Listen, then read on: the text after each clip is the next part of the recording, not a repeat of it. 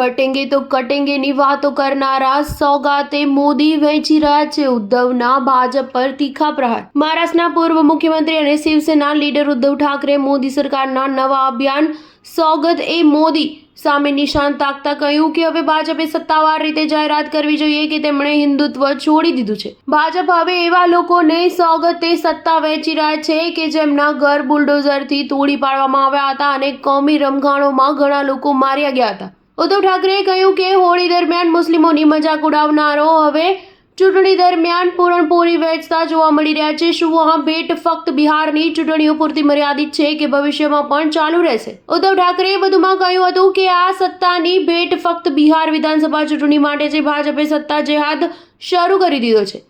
તેઓ બૂમો પાડી રહ્યા હતા કે ઉદ્ધવ ઠાકરે હિન્દુત્વ છોડી દીધું છે। હવે આ સોગાતે મોદી શરૂ થઈ ગઈ છે।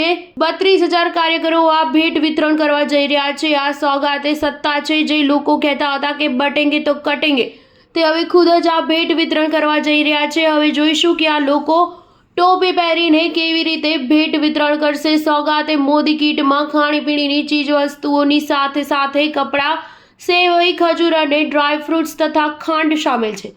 મહિલાઓની કીટમાં સૂટનું કાપડ મૂકવામાં આવશે, જ્યારે પુરુષોની કીટમાં કુર્તા પાયજામા। દરેક કીટની કિંમત આશરે 500 થી 600 રૂપિયા રહેશે। સ્ટાર ન્યૂઝ 7 હંમેશા સચ્ચાઈની સાથે।